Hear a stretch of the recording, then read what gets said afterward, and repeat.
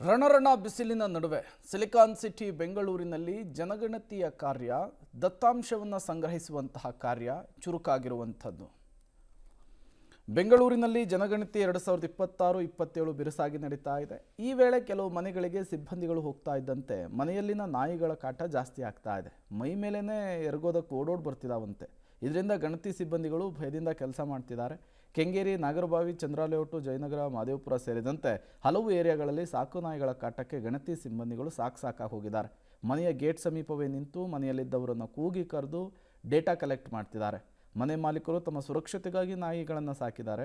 ಗಣತಿದಾರರ ಮೇಲೆ ನಾಯಿಗಳು ಬೊಗಳಿ ಬೆದರಿಸ್ತಾ ಇದ್ದಾವೆ ಹೊರತು ಈವರೆಗೂ ಯಾರ ಮೇಲೆಯೂ ಕೂಡ ದಾಳಿ ಮಾಡಿಲ್ವಂತೆ. ಆದರೆ ಯಾವಾಗ ನಮ್ಮ ಮೇಲೆ ಅಟ್ಯಾಕ್ ಮಾಡುತ್ತೋ ಅನ್ನುವಂತಹ ಭಯ ಜನಗಣತಿ ಕಾರ್ಯದಲ್ಲಿ ತೊಡಗಿಸಿಕೊಂಡಿರುವಂತಹ ಸಿಬ್ಬಂದಿಗಳಲ್ಲಿ ಇದೆ ಅನ್ನೋದು ಗೊತ್ತಾಗ್ತಾ ಇದೆ. ಈ ಜನಗಣತಿ ಮನೆಗಣತಿ ಮಾಡ್ತಾ ಇದ್ವಿ. ಪ್ರತಿಯೊಂದು ಮನೆಗೂ ಭೇಟಿ ಕೊಡ್ತೀವಿ. ಮನೆ 3 ಫ್ಲೋರ್ ಇರುತ್ತೆ. ಹೋದಾಗ ಒಂದೊಂದು ಮನೆಯಲ್ಲಿ ಏನಾಗುತ್ತೆ, ಮನೆಯಲ್ಲಿ ನಾಯಿ ಸಾಕಿರ್ತಾರೆ ಅವರು, ಅಂದರೆ ಅವ್ರು ಬೇಕು ಅಂತ ಬಿಟ್ಟಿರಲ್ಲ, ನಾರ್ಮಲಾಗಿ ಬಿಟ್ಟಿರ್ತಾರೆ. ನಾವು ಹೋಗಿ ಮನೆ ತೆಗೆಸೋಷ್ಟೇ ನಾವು ಓಡಿಸ್ಕೊಂಬರ್ತೇವೆ. ನಾವು 3 ಫ್ಲೋರಿಂದ ಕೆಳಗಡೆನೂ ಓಡಿ ಬಂದಿದ್ದೀವಿ. ಆಮೇಲೆ ಓನರ್ ಹಿಡ್ಕೊಂಡು ಅದನ್ನ ಕಟ್ಟಾಕಿ ಒಳಗಡೆ ಕರೆದು ನಮಗೆ ಚೆಂದಾಗಿ ಸ್ಪಂದಿಸಿದ್ದಾರೆ ಸರ್. ಸ್ಪಂದಿಸಿ ನಮಗೆ ಹೇಳಿಕೆಗಳು ಕೊಡ್ತಾರೆ. ಆಕಸ್ಮಿಕವಾಗಿ ನಾಯಿಗಳ ಕಡೆ ಬೀದಿ ನಾಯಿಗಳಂತೂ ನಮಗೆ ಒಂದೊಂದು ಬೀದಿಗಳಿಗೆ ಹೋದಾಗ ಆ ಕಡೆ ಕ್ರಾಸಲ್ಲಿ ಹೋದರೆ ಫ್ಲ್ಯಾಟ್ ಪಕ್ಕದಲ್ಲಿ ಒಂದು ಸೆಡ್ ಇದೆ, ಅಲ್ಲೊಂದು 10 ನಾಯಿಗಳು ಓಡಿಸ್ಕೊಂಡೇ ಬಂದ್ಬಿಡು. ಆಮೇಲೆ ಸರ್ ಅದೇ ಈಗ ನಾವು ಗಣತಿಗೆ ಹೋದಾಗ ಒಬ್ಬೊಬ್ಬರು ಮನೆಯಲ್ಲಿ ಹಂಗೆ ಬಿಟ್ಟಿರ್ತಾರೆ, ಗೇಟ್ ತೆಗ್ದಿರಲ್ಲ.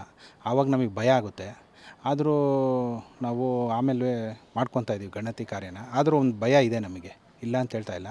ಆದರೂ ಪರವಾಗಿಲ್ಲ ಸರ್. ಇಲ್ಲಿ ಬೀದಿ ನಾಯಿಗಳು ಸ್ವಲ್ಪ ಇಲ್ಲಿ ಇದ್ದಾವೆ ಸರ್. ಸಾಕು ನಾಯಿಗಳದ್ದು ಅದೇ ಸರ್, ಅದು ಅವರು ಬಿಟ್ಟಿರ್ತಾರೆ, ಒಬ್ಬೊಬ್ಬರು ಕಟ್ಟಾಕಿರ್ತಾರೆ. ಬಟ್ ನಾವು ಭಯದಲ್ಲೇ ಮಾಡ್ತಾಯಿದ್ದೀವಿ ಕೆಲಸನ. ಹೌದು ಇರ್ತದೆ ಸರ್. ಅದೇ ಅವರು ಅವಾಗ ಕಟ್ಟಾಕ್ದಾಗ ಅವರು ನಾವು ಕಟ್ಟಾಕ್ತೀವಿ ಅಂತ ಹೇಳ್ತಾರೆ. ಇಲ್ಲ ಅಂದರೆ ನಮಗೆ ಭಯನೇ ಆಗುತ್ತೆ. ಕೆಳಗಡೆಯಿಂದನೇ ನಾವು ಕೂಗ್ತೀವಿ ಸರ್ ಮೇಡಮ್ ಅಂತ.